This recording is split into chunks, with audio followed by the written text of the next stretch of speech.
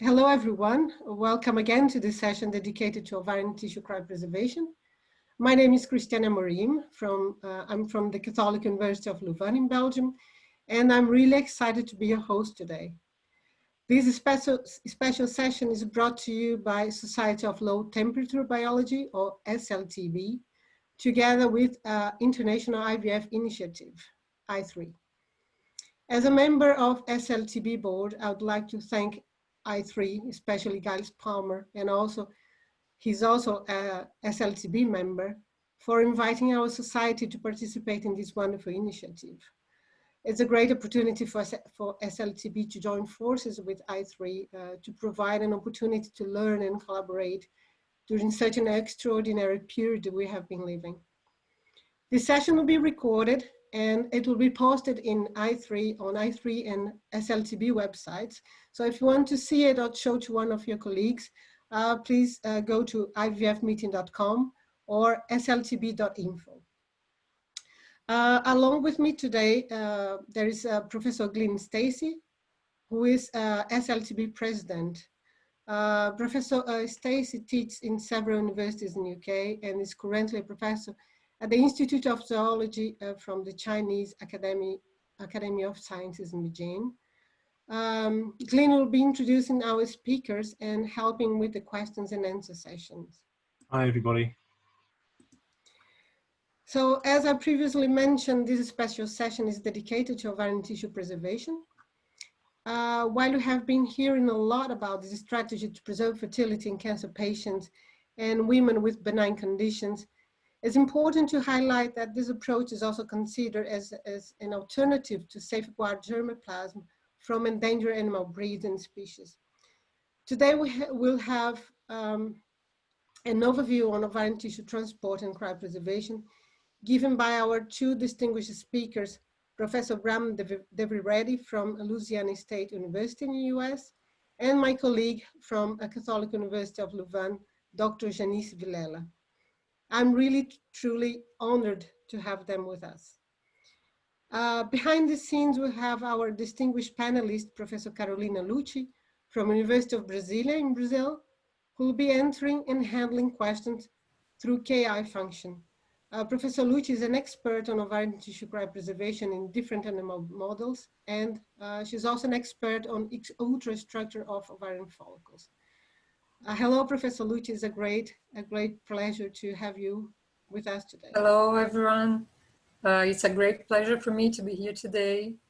I would like to thank the I3 and the SLTB for the kind invitation, and I hope I can be useful in answering the audience's questions. Thank you. So we highly encourage everyone to ask questions throughout the presentations. Please note that all questions for our speakers must be asked through the KI feature.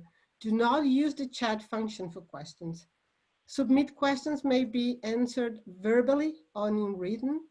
All the answers will be published later on in IVF meeting website.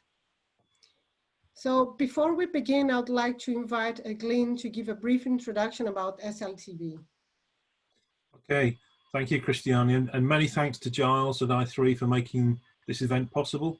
SLTB is a long-established scientific society. It's a registered charity run by cryobiologists. Its main goals as a charity are to encourage interaction and collaboration between scientists working in cryobiology. Our annual scientific meetings are designed to encourage cross-disciplinary discussion amongst scientists working in a wide range of fields, including animal and plant biology, biotechnology, conservation, reproductive biology, and climate change. We actively support education of scientists coming into cryobiology for the first time, and members can apply for bursaries to attend our meetings. And we also have a new initiative called the David Pegg Award. David Pegg sadly died last year, but was a big figure in the cryobiology field. And this award is designed to enable member scientists to establish new collaborations. So I think that's all I wanted to say about society. Thanks, Christiani, for that opportunity. Thank you very much, Glyn. So Before I introduce our first speaker, I'd like to open up the first poll to the audience. And this is just to see how many of you are already SLTB members. So if you could look at the poll now and just answer yes or no, that would be helpful for us to know how many members have logged in and how many non-members have been listening in. So if I leave that, that will be up for a little while, so you can answer that. If you could do that fairly quickly, that would be great, and then we'll share the results later.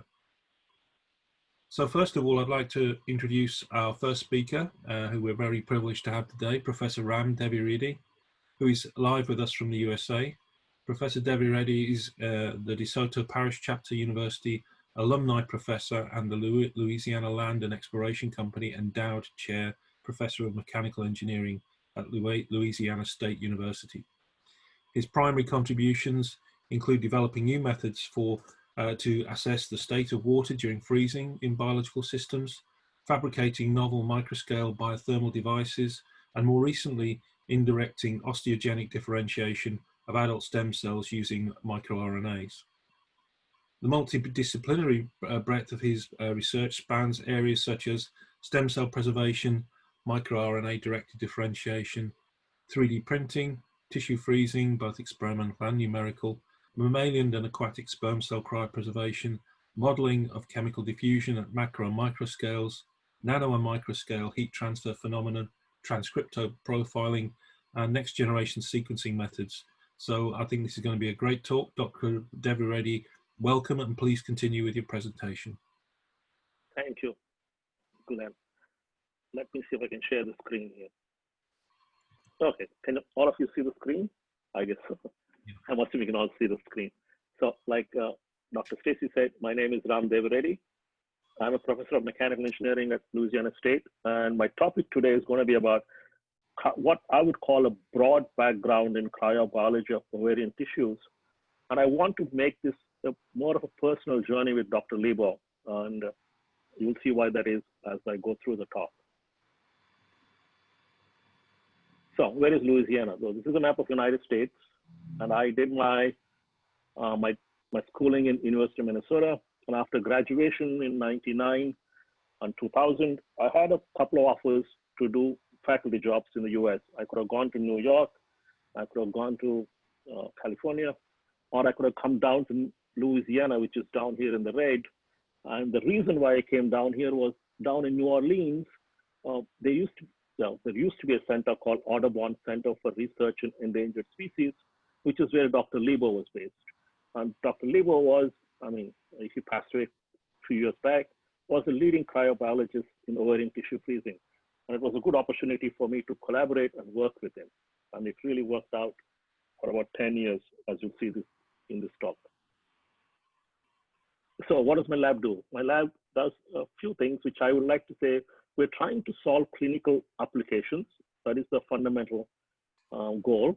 And we want to do that using basic science and developing devices and modules. And applications include biopreserving tissues, which in this case, ovarian tissue, or genetic material like sperm cells or artificial reproductive cells. And in the US right now, there are about over 100,000 patients that are dying per year that require organ transplantation. Now, all the stuff that I'm going to talk about, although it is based on ovarian tissue freezing, also works for other tissue types, for example, liver or pancreas. And so what does this mean? So how do we store these things? Now, we have three options. One is just standard freezing, which is that you lower the temperature, you let the ice form, and you freeze and you store it in minus 160 or minus 80 to minus 160 degrees Celsius. You can also do what is called as freeze drying, which is you freeze it and then you remove all the water. But that doesn't quite work well with tissues because the rehydration injury is really, really hard. You can also do drying. Essentially, you remove all the moisture from the cells and then you store it like you store your tablets in a shell. But what I'm going to focus on in this talk is freezing. Now, within freezing itself, there are two different technologies. One is to call the so-called cryopreservation, or slow, what you would call traditional freezing. And then there is something called as vitrification, which is glass formation. And my focus on this talk will be mostly on traditional cryopreservation, which is what used to be done and is slowly kind of transferring more and more into vitrification nowadays. So why do you want to freeze anything? We know in nature, animals freeze and survive. For example, there is this wood frog in Canada that in the winter is literally frozen. I mean, you can hold it, and if you drop it, it actually literally shatters. And there are these other tardigrades. These are amazing animals that can survive extreme temperatures. And we know they do this by transforming their own physiology during the freezing process. And one change that they know that we do is, they create their own chemicals within the body. Wood frog, for example, as the winter approaches, creates sugars within the body. These sugars tend to lower the freezing point of the water, which then allows the animal to survive at lower and lower temperatures. And then there are fish in the Antarctica that allow these ice to nucleate at a certain locations within the body. The idea being you don't want ice to form in your heart, which is very dangerous. So they decide, I'm going to freeze anyway, but I'm going to freeze in regions within my body that is as least damaging to the physiological function as possible. So we know animals can do this, which means we should be able to do something similar in a lab. That's the hope. Now, what happens when you start to freeze? Again, remember, this is traditional cryopreservation, which is you add the chemicals because you want to add the chemicals because we know animals do this, and we know that adding these chemicals helps the cells survive the process. And that addition of chemicals causes what is called as osmotic injury. And then once you start cooling from room temperature to, let's say, 4 degrees or 0 degrees, you get something called as chilling injury. And then once you start going further down from 4 degrees to minus 40, which is where freezing happens, you get something called as freezing injury. And then you got to store it. Once you store it to minus 160, there's not much damage. Your damage basically happens up to minus 20 to minus 40. Anything below that, the cells are reasonably safe. And then thawing is also another form of injury. So when you thaw it back from minus 160 to room temperature, these ice crystals tend to nucleate back. And if you thaw them very slowly, these crystals nucleate and they grow and they cause damage. And then when you remove the CPS, because remember, these are chemicals that we're adding, and it's not always a good thing to implant a tissue with these chemicals. So we want to remove the chemicals before adding or transplanting the tissue, which has its own immune response. But in this talk, I only want to focus on two things: the adding of the cryoprotective agents, and how do I model or minimize the freezing injury. Only those two things. Right? So what happens when you add a chemical? So here is a simple schematic. I have a cell sitting here, and it's sitting happily in its saline solutions, quote unquote, or what Dr. Levo used to call an isoosmotic solution. And if you add chemicals to it, when you add a chemical outside, it changes the potential. Now, what happens here is the water inside the cell has got a higher potential than the water outside because we just added the chemical outside. And that drives the water from inside the cell to outside. And that makes the cell volume shrink. You see this drop in volume? This drop in volume happens because the water inside wants to go outside. Once that happens, the concentrations are balanced and then water stops. But then remember, there's a chemical concentration. And that CPA, now chemical cryoprotective agent, wants to get back into the cell. And that drives both the water and the CPA to go back into the cell, and the cell regains its volume back up again. But now once this happened, the inside volume of the cell has both chemicals and water. And this is called as a shrink and a swell curve. Now shrinking, whenever the cell membrane shrinks, as it shrinks and shrinks, the membrane tends to get together. And if you shrink it too much, it gets damaged, right? And if you let these chemicals sit in the if you let this cell sit in the chemicals for too long, it causes toxicity injuries. So both of these things are bad. And how do we model this? You can model this using the classical transport equations, which are known as the Kadim-Kachalski equations. I won't go into the math, but the thing to worry about is the properties that govern this process are the LP, which is how permeable is the cell membrane to water, and omega, how permeable is the cell membrane to the CPA, and this sigma here, which is cross-coupling coefficient. How do these two things interact with each other? Those are the three things that we need to know. If I know LP and if I know omega, I can then calculate sigma, and I can then figure out how does my cell behave when it's exposed to any different chemical, and then I can use models to figure out what is the best way to add the CPA such that I can do it as fast as possible while causing minimum amount of cell volume change. Now, to do this, we need experimental data. And I think Christiani published a paper back in 2003 or 4 on what happens to this ovine primordial follicles when they're exposed to different chemicals. I think they were DMSO, ethylene glycol, propylene alcohol. And so we took this data that Christiani published, and we used this model of Cardin-Cachal's equation to fit from the model to fit to the data to figure out what is the LP, which is the permeability to water, what is omega, which is the permeability to CPA. And we did this for different chemicals.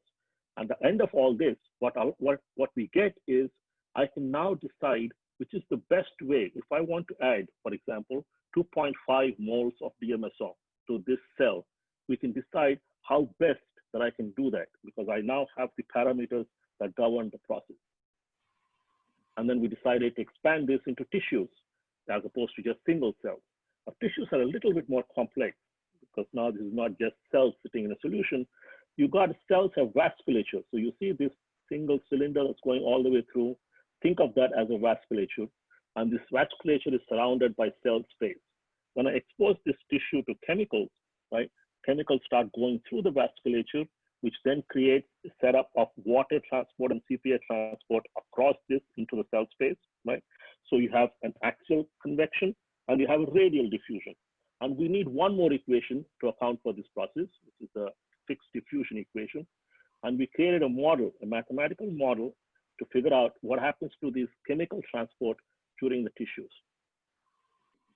And we looked at published data, and we used our model to figure out what is the value of LP, what is the value of omega for human ovarian tissues with different chemicals, DMSO, propylene glycol, ethylene glycol, and glycerol. Now notice that the variable that is changing here is the temperature. Depending on what temperature I add my chemicals, I get different LPs, which means adding chemicals at different temperatures will cause different shrink swell response, which will then allow you to not just change the number of steps that you're doing, but also change the temperature at which you're adding the chemicals.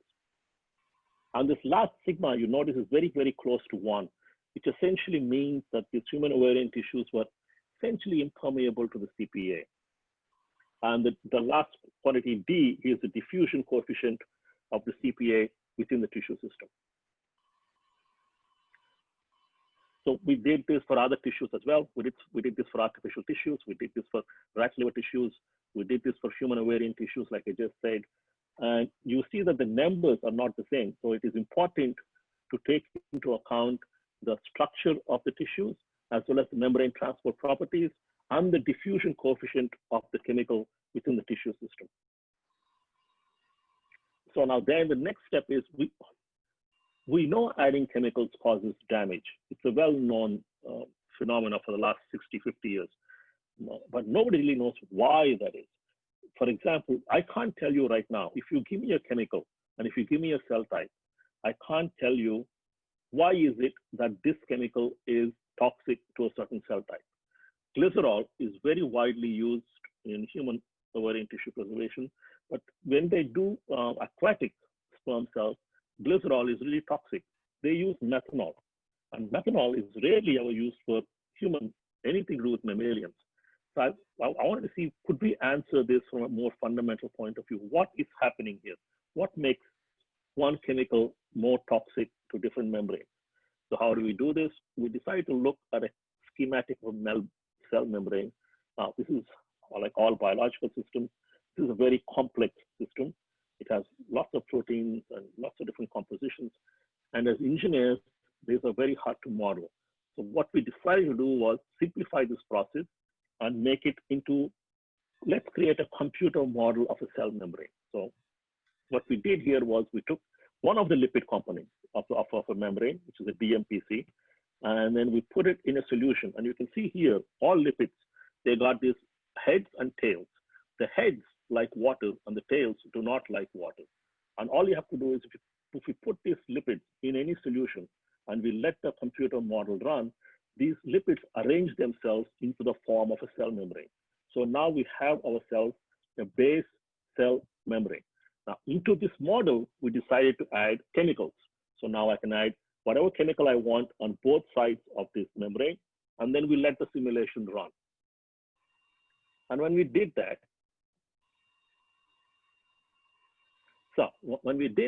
we noticed after about, depending on the exposure time to the DMSO, you will see, let me blow it up. So here is a picture. We have here, all of this top stuff is the blue and white, is the water molecules. And you see this green and orange, that's the DMSO molecules.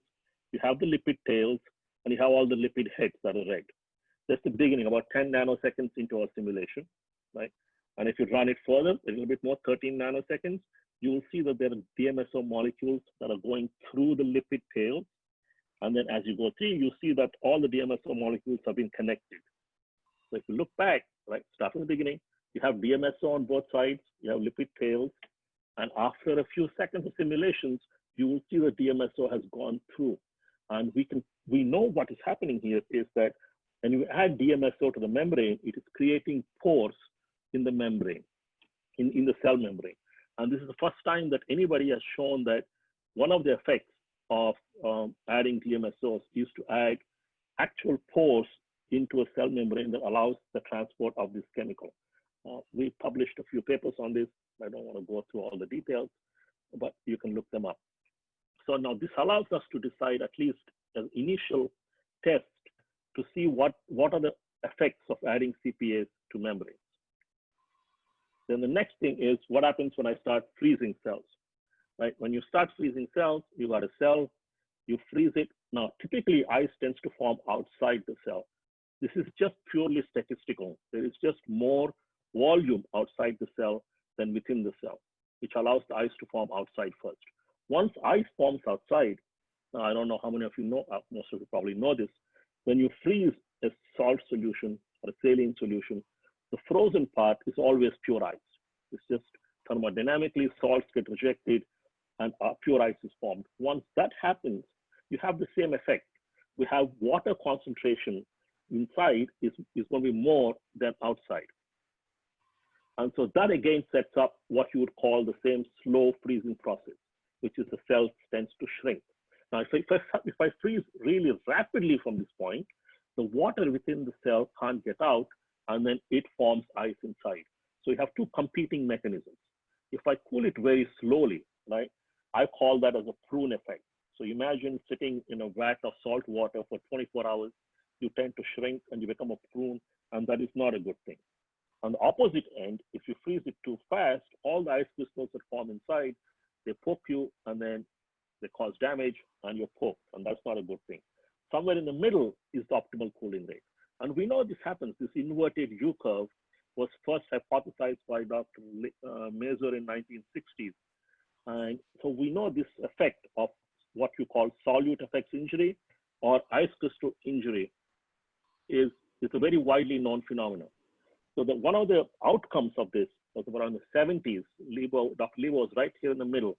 He was working in Mazur's lab, and him and Whittingham published the very first paper of cryopreserving what you would call a large cell type. And then they used that to actually have live birth animals. And this set off this whole field on a completely different path. Now people know that, at least now it's established in literature, that this physics of low temperature injury and fast freezing injury can be minimized to create an outcome that is safe for the cells. And then how do we measure this? So this has been, again, back in, like I said, cryobiology is a very old field. Back in the 1850s or 1860s, Morlish observed these changes happening within a cell type.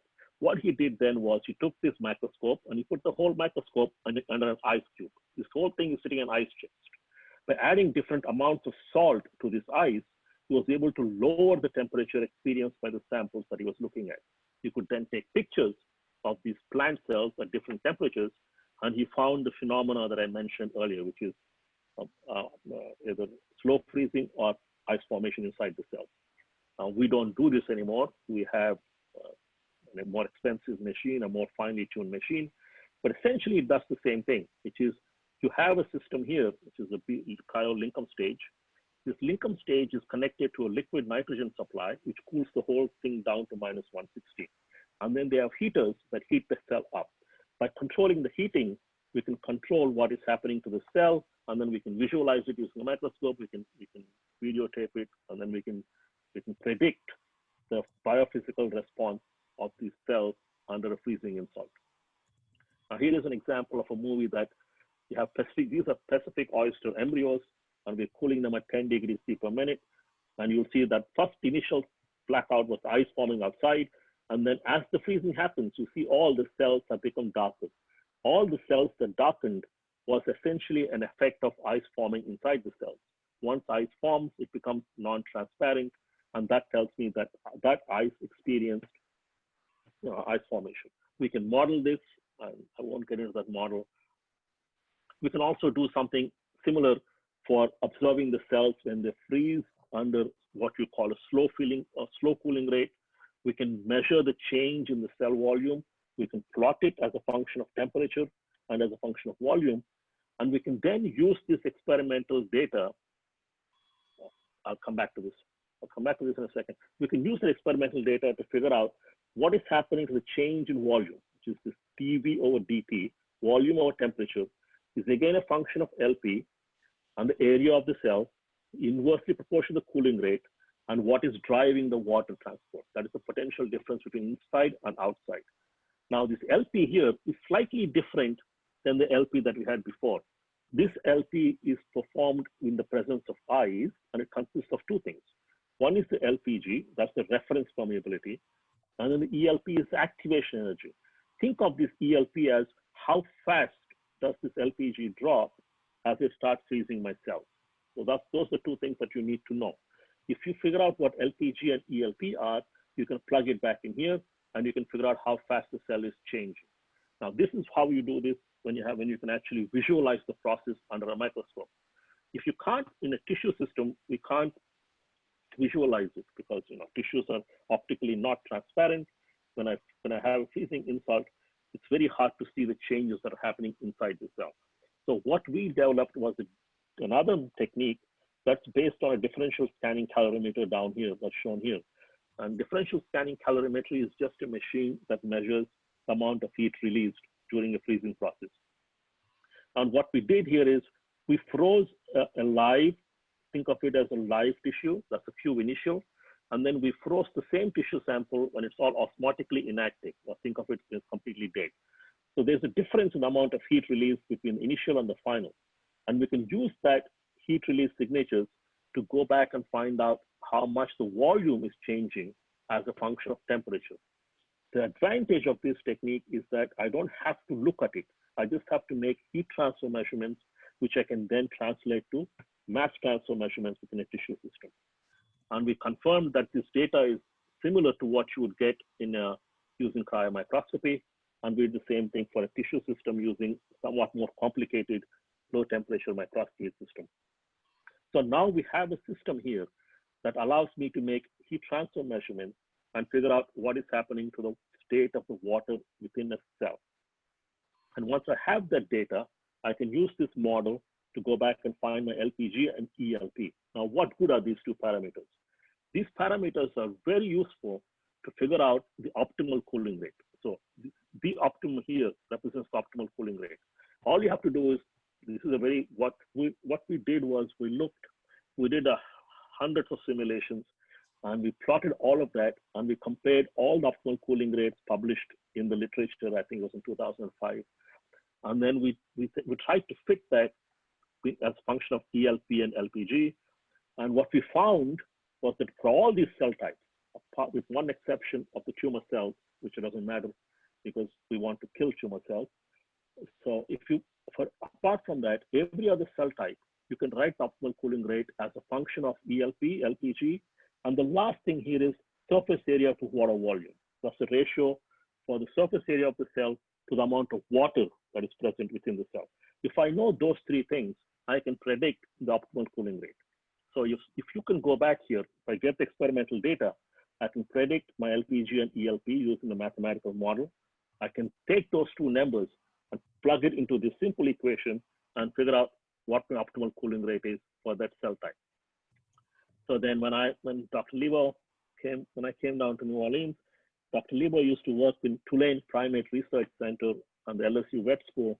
And so he said, okay, why don't we measure the same tissue freezing response in ovarian tissues? So we started off with equine ovarian tissues. And Lebo was like, Dr. Lebo was like, you know, there's a lot of published literature that does not agree with optimal cooling rate. Nobody seems to have an idea as to what is it that gives it rise to so much variability in ovarian tissue freezing results from group to group. So he said maybe there is something that is happening during the chilling process. So what we decided to do was we changed the cooling rate from 25 degrees to 4 degrees. So this first column here, I'm going from 25 to 4 degrees, which is without ice now. Just think of it going from room temperature to 4 degrees, which is what I called as chilling injury. And we did this at two different cooling rates, either 0.5 degrees or 40 degrees Celsius per minute. So either slow chilling or very fast chilling. And then we ran the whole experiment at 10 degrees C per minute. All of these were freezing parameters. And notice the change in the LPG values, right? You got 0.73 to 0.61, activation energy goes up by a factor of almost 2.5, right? And the same thing happens when I add chemicals, 0.85 moles of glycerol or 0.85 moles of DMSO. The numbers are significantly different. Going from 0.04 to 0.07 essentially means water is leaving the cell almost at twice the amount of speed. And 9.1 to 12.2 means it is traveling, it is losing water at about 30% slower rate. And the optimal cooling rates are completely different. So you go from 65 degrees to 85 to 8 degrees, or from 11 or from 12 to 6. And then we did this for a couple of other chemicals. We changed the amount of CPA to 1.6 moles and 1.6 mole ethylene glycol.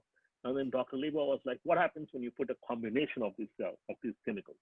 So we picked 0.9 moles of ethylene glycol and 0.7.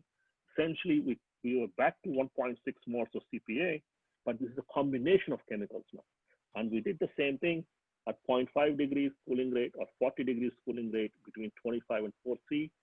And now, all of a sudden, my LPGs and ELP values are almost identical. Now, this is an interesting result. Now, I really don't know what it means. The biologist can probably answer this. But what is happening here is adding a combination of chemicals somehow is minimizing or converging the injury during the chilling process. And we did this again for macaques with the Tulane Primate Research Center. We did this for no CPAs again, 0.85 and 0.85 moles of DMSO and glycerol. We did ethylene glycol, we did DMSO, 1.6 moles, 1.6 moles ethylene glycol, and we again did the same result, which is a combination of ethylene glycol and DMSO. If I use one chemical on its own, my optimal cooling rate changes by almost 30, 50, 40%. If I use a combination of the chemicals, my optimal cooling rates are essentially equivalent statistically. So again, depending on the composition of the chemicals that I'm using for a tissue system, the optimal cooling rate changes. So what have we learned so far? So in this talk, hopefully you have a sense that of the damage mechanisms that happens when I add a CPA to a cell type. And hopefully you have a sense of how to model it and what are the things to look for.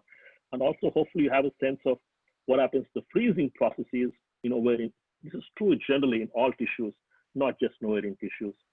And I want to point out here that in a sense, the engineering knowledge is behind the practical knowledge. I think 98 onwards, there have been ovarian tissue freezing in the clinical field with implantation and actual live pregnancies. Whereas we still don't know, I would say at 2020, most of what is the biophysical basis for why these things work. So engineers are a little behind in that sense. And for my final slide, I want to acknowledge funding from NIH, NSF. Most of the work here was funded by the Whittaker Foundation. And most of the work that I reported here was done between 2003 to 2012, which is essentially when I was collaborating with Dr. Louvain and Christiani up in Brussels. I guess I have a bunch of students to thank here who did all the work, obviously.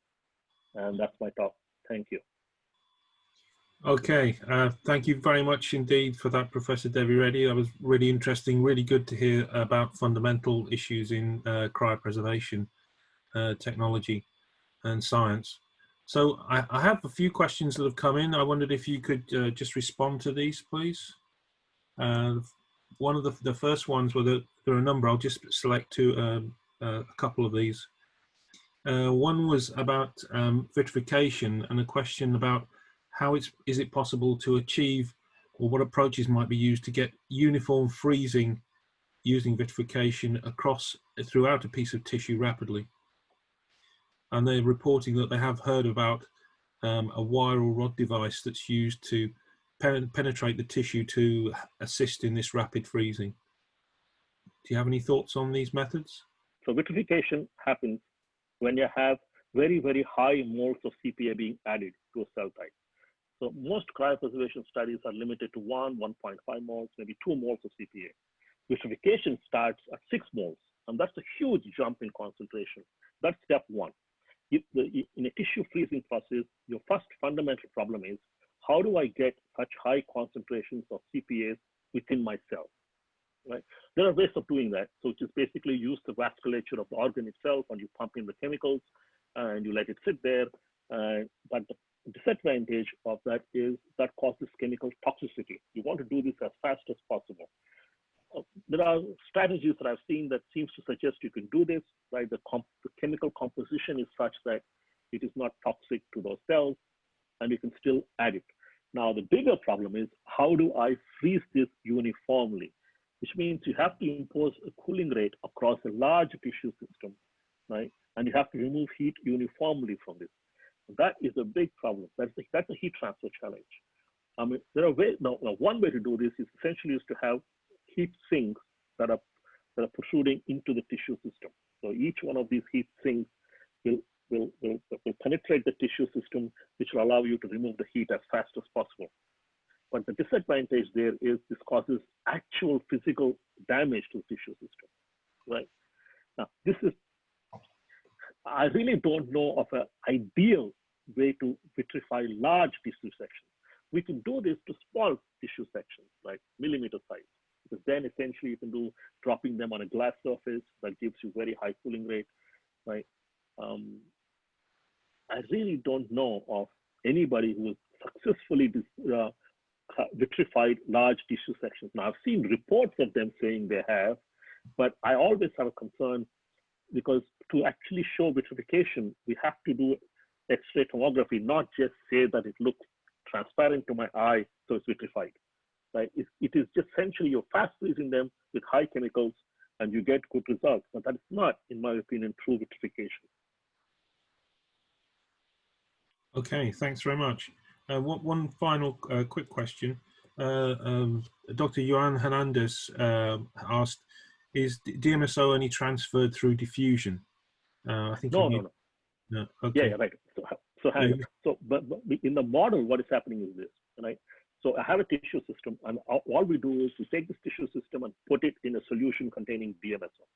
Now, how does DMSO get in the tissue system? It has to, step one, it has to diffuse through the vasculature, right? Once it diffuses through the vasculature, then you have the convection because of the flow process of water, and you have the radial diffusion across into the cell type. Step one, it has to diffuse in. If it doesn't show up, there's nothing driving the process. So the reason why water tends to leave the cell and DMSO tends to go in is because of the concentration gradient. That only happens once the DMSO diffuses in. That's step one. Once that thing starts, the system starts to self-perpetuate, so to speak. Okay, well, thanks very much, Dr. Devireddy. There is one other, actually a proposal for a potential collaboration, but I think probably best to pass that to you directly. Okay. Okay. And thanks very much again. So Thank you. maybe it would be possible to share the first poll question results now. Is that yes, there we are. Right, so we have this was about asking people if they're members of the SLTB, and we have a few members on, but it's good to see there are a lot of people who are not members who are listening to us today, so that's great. And great to have an excellent first talk from Dr. Devireddy. Okay, well, thanks very much for that, everybody, for responding to that poll. The next thing, before I next introduce the second speaker, I'd like to open up a second poll to the audience. And this question is, are you currently involved in cryopreservation of reproductive tissues and or cells? So if you'd like to respond to that poll, we'll look at the results later, just to get a feel for the audience that we're getting. Thanks very much. And the poll will stay open for a little while, I believe.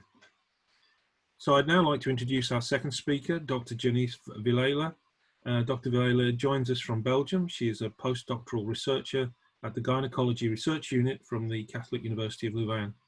She holds a bachelor's degree in veterinary medicine, a master's degree in comparative animal physiology, and a PhD in animal biology.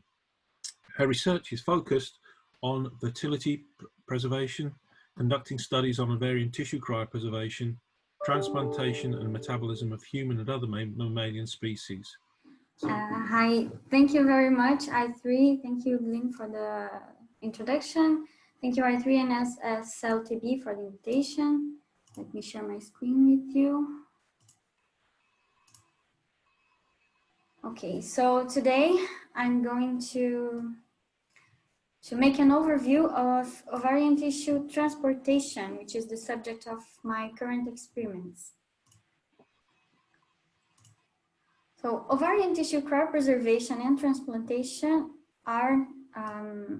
is a successful alternative for fertility preservation in cancer patients, and it's the only technique available for prepubertal girls and for when treatment cannot be delayed.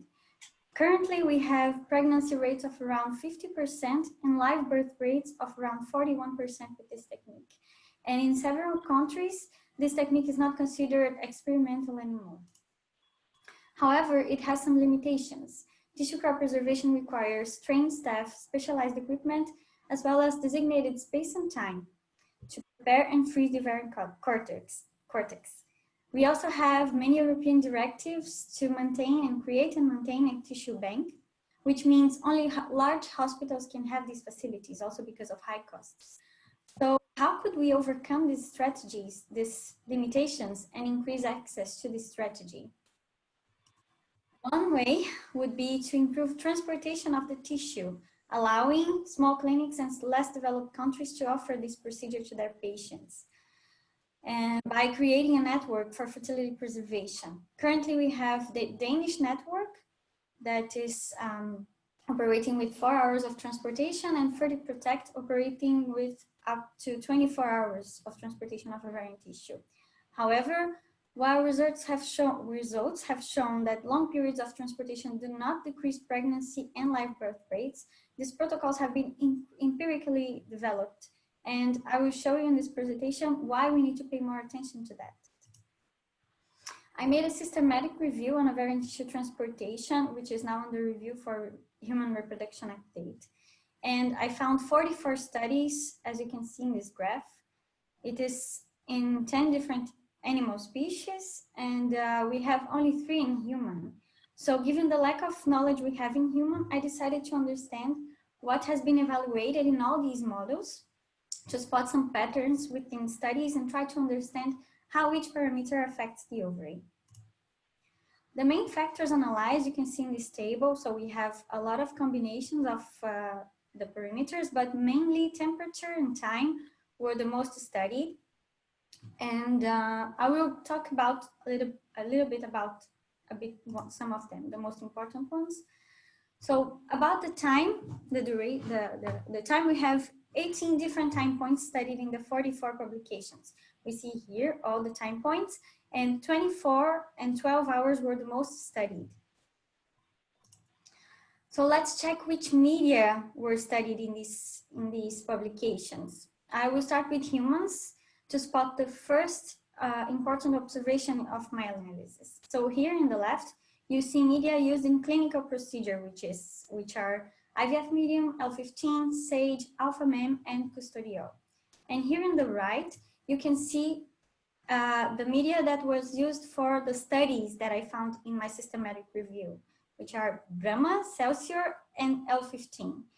And none of these, neither the ones in the left nor the ones in the right, are specific for the ovary. Right now, FertiProtect has validated custodial as a transportation medium for up to 22 hours. But it's a medium for abdominal organs, not specific for the ovary, but more for vital organs. What about other species? So in the 44 studies, we have 20 different media that are listed here.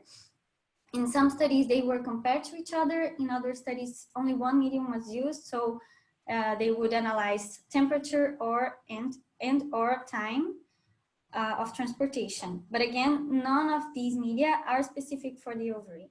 And as you see here, the most studied were saline solution, PBS, and minimal essential medium.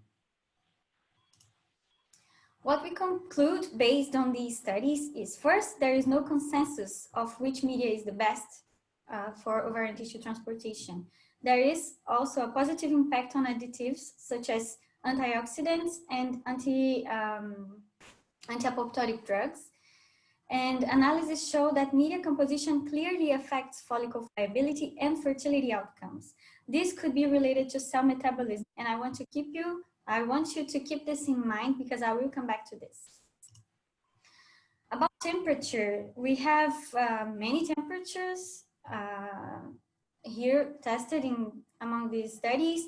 The most studied were 4 and 20 degrees. And in humans, here we see, this is a part of my systematic table. So here in humans, all the studies evaluated the tissue at 4 degrees, and one of them compared to 10 degrees. And the effects of temperature were like, from these studies, I could observe that lower temperatures tend to preserve morphology and yield better maturation rates for a longer time. But we know that although hypothermia lowers metabolism 12-fold, it does not halt metabolic activity. This is in accordance with what we observed about the effects in media that I was talking about before. And again, it could be related to cell metabolism. So let's keep that in mind again. I will come back to this. And how does transportation duration affect ovarian tissue? So after analyzing all these 44 studies, it is clear that transport duration is directly related to medium and temperature. We cannot talk about any of those parameters alone. And we have great examples in studies from goats that we see here in this table extract. And those 3 studies here are the ones that I want to show. Every study from this table is from the same group in Brazil. And they tested many conditions in 4 different studies. You see here which media they studied, additives in media, temperature, time points, and best conditions in that study, the parameters that were observed, what were the best that they saw. So results show that lower temperatures usually preserve morphology closer to normal values in all media, but in the same temperature and time, some media showed better results. For example, here from the study of Santos, PBS and saline solution. So PBS preserved temperature for longer than saline solution, but the morphology was more or less the same within those time points. In the other study here from Carvalho, brown choline solution and saline solution showed similar results. And coconut water compared to brown choline solution in this third study from Silva showed better results in coconut water. So here we have an idea that the medium really can make a big impact. In humans, there is the group of Isachenko, and they compared ovarian tissue transport at 4 and 10 degrees for 8, 15, 26, and 36 hours. And after these time points, they did in vitro culture of the fragments for 15 days, then analyzed follicle morphology. So normal morphology after culture was better preserved at 4 degrees for up to 26 hours in this study. Where you see not applicable here is because they concluded that the time points were more or less the same. They presented more or less the same studies, and we should keep transportation to a minimum to avoid damage. And here we have another table extracts where we see the studies that evaluated only time. So we have only one media and one medium for each study and different time points at the same temperature. We see here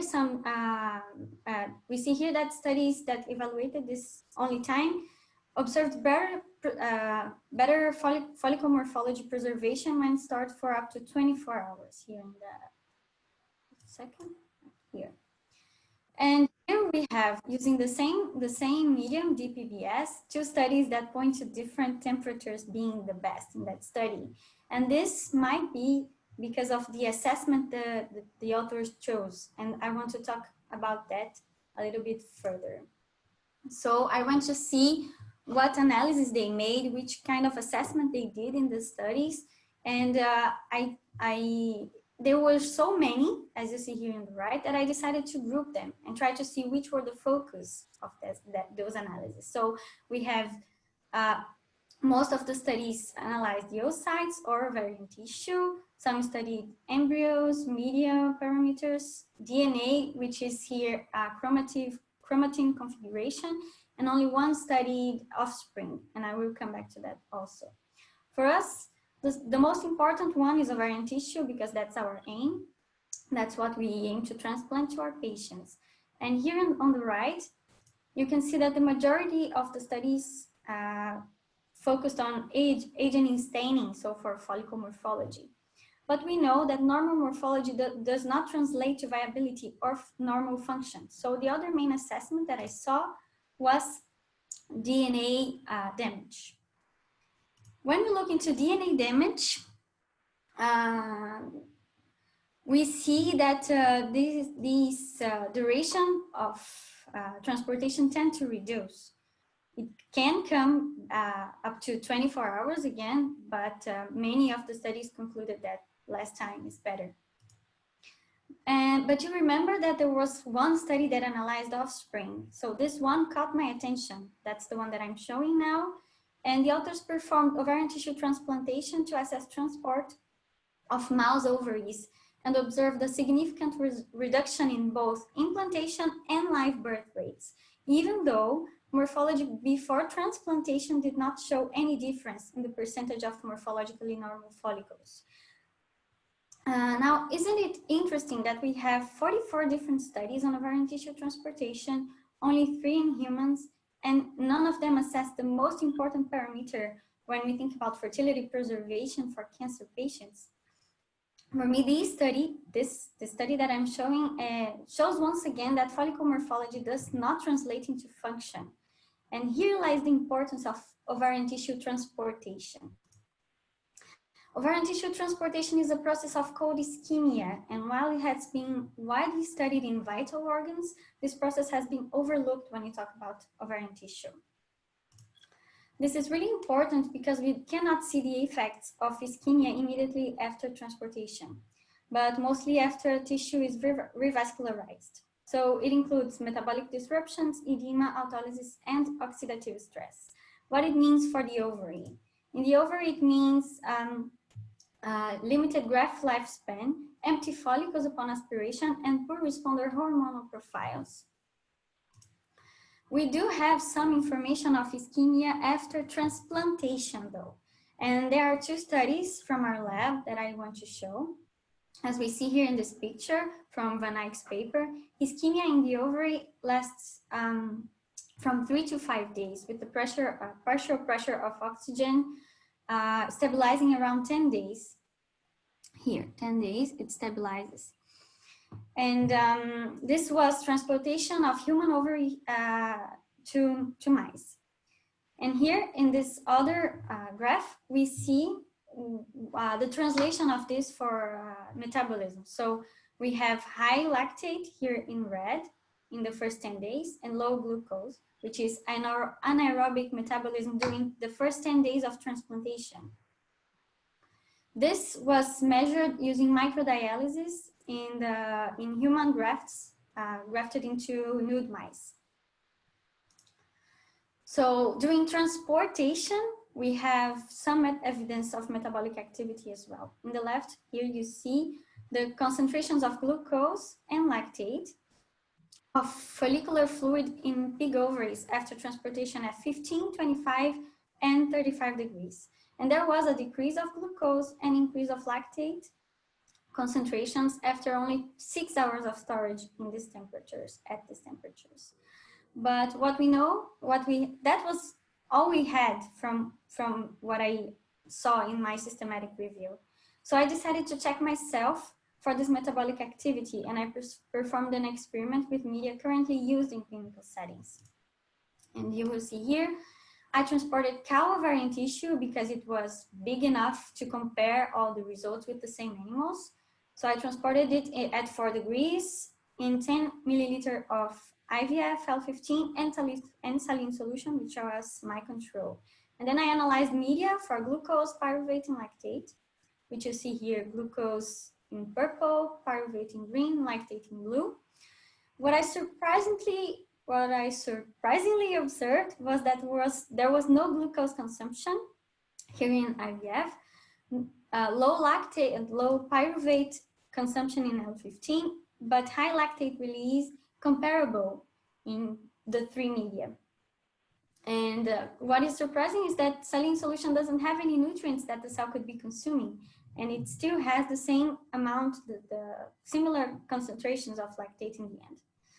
So these results were published on the ISFP Congress in New York last year. You can read the abstract in their website if you want, and also in my ResearchGate.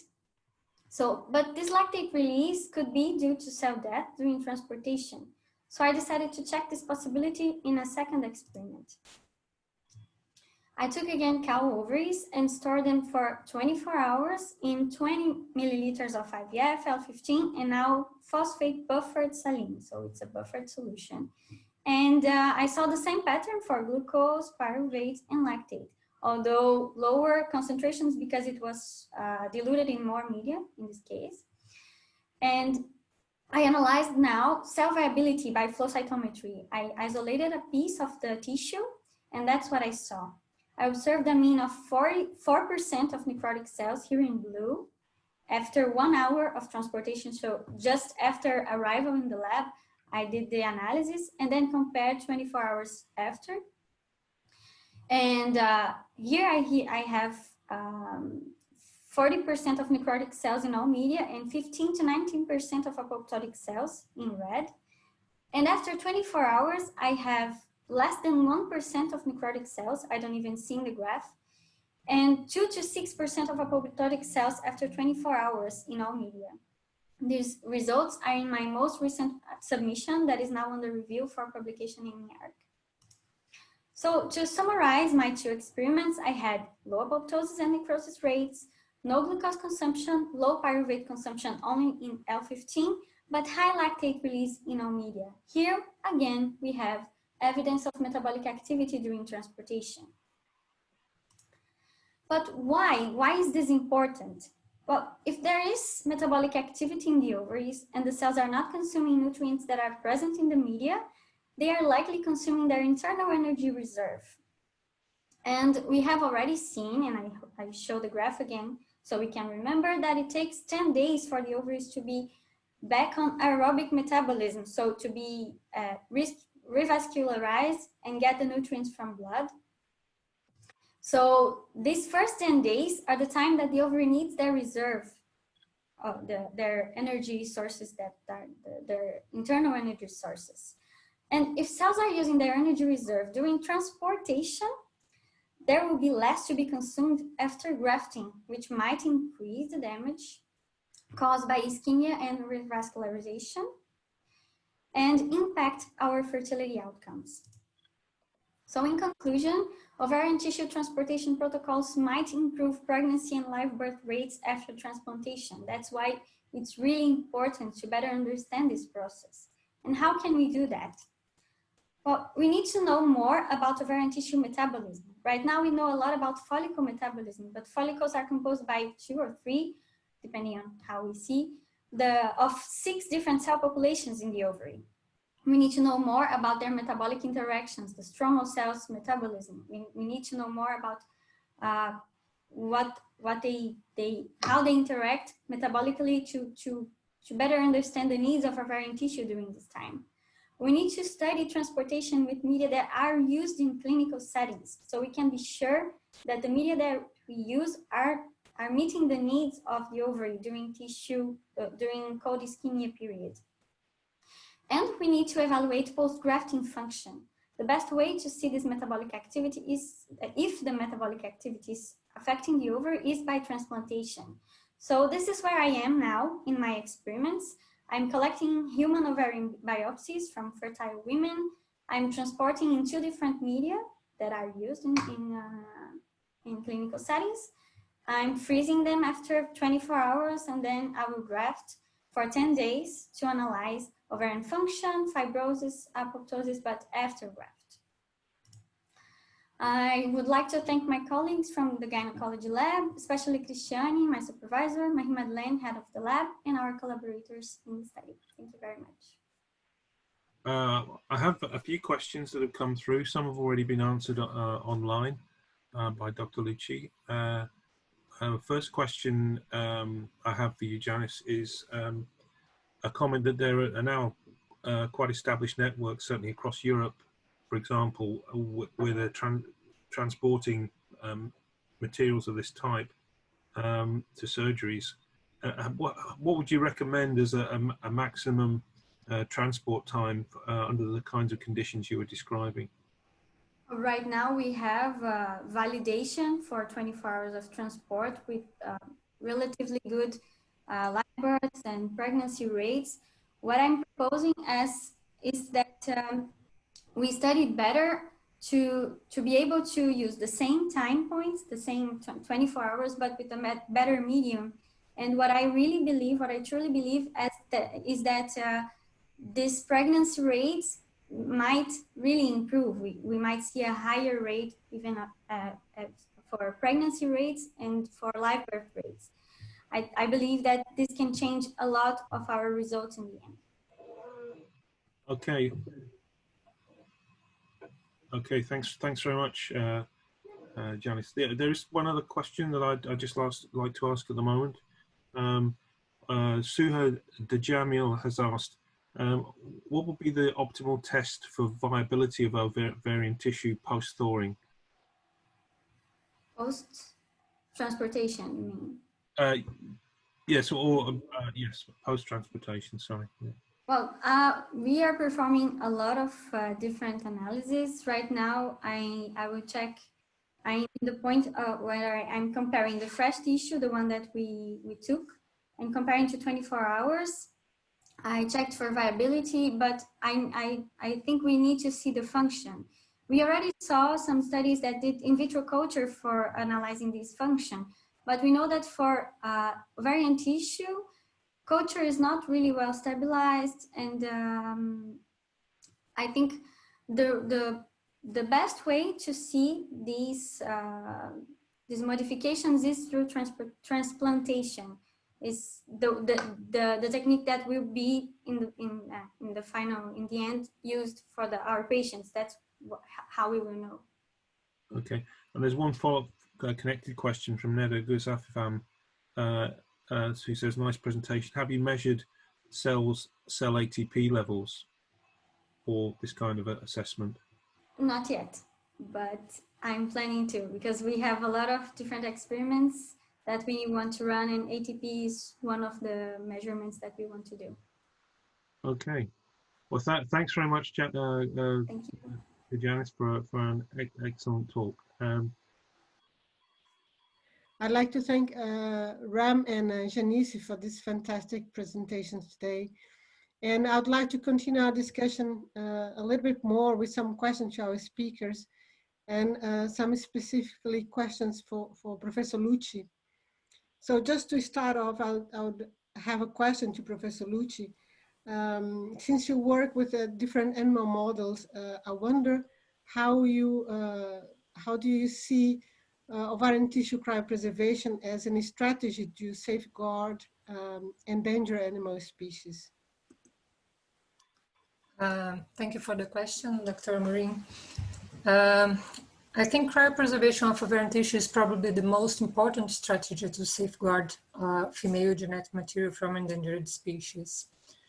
While in domestic females, we can explore the germ cells while the animal is alive, let's say using ovum pickup or in vitro production of embryos. In endangered animals, most times we will only have access to the animal tissues after death. So if an animal dies, let's say in a zoo or sanctuary, we may not be able to get many fully grown oocytes from the ovaries. But we can always get the ovarian tissue and rescue the preantral follicles that are in there and freeze it. And later, if we have the ovarian tissue cryopreserved, theoretically, we can someday use them to reproduce the species. Of course, it's not too simple because we still need to make those preantral follicles to develop and produce a fully grown oocyte. So for preantral follicles to develop into antral follicles, the closest way we have to the natural process is to transplant the tissue. And for endangered animals, of course, the only possibility is the xenotransplant, it is transplant to a different species. So I would say that cryopreservation of ovarian tissue is actually really important to endangered species. Thank you. Sure. What do you see as the major challenges of transferring the experiences and protocols for preservation of reproductive cells and tissues from one species to another? Well, it's quite challenging because physiological processes vary a lot among species. For example, talking about ovarian tissue, the ovarian tissue composition and consistency will vary from a species to another, as well will hormone secretion and estrous cycles length. So studies must be done in animal models, experimental models. It's very common, it's very important. And the rodents are the most common and accepted animal model. But sometimes the physiology of rodents is too different from the species you want to transfer the technology to. For humans, for example, many studies are performed with sheep or cow ovaries because they are closer to the human ovary than the rodent's ovaries. I would say that if you have a closer species, I say phylogenetically and physiologically similar species that you can work with, that would be the closer we can get to have an easy transfer of the technologies. Many times you have to use rodents' ovaries to test something and then move to a closer species, physiologically speaking, and then to the animal of interest. I would say that the closer the model species to the species of interest, the closer we'll probably get to an easy transfer. So it's not a rule. However, So we must be prepared to adjust and adapt the technologies when change species. Okay, well, thanks very much. Thanks for that insight. Thank you. I think maybe we have just time, we're a little bit over the allotted time, but maybe we have just time for a couple of questions from the general audience questions. There's a question about the kind of gas management required. This is from Vikash Verma.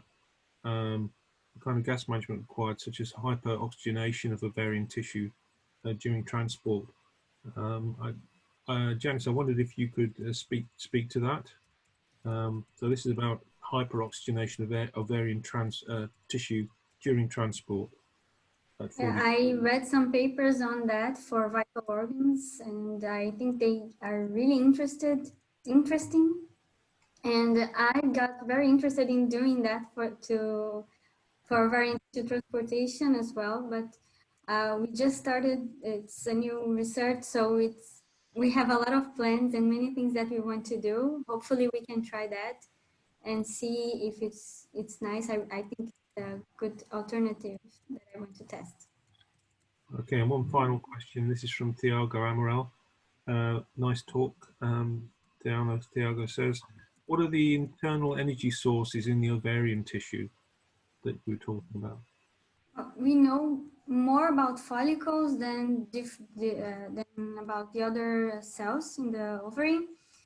Mainly the metabolism of early antral follicles is more pyruvate, and then they become more glycolytic when they develop.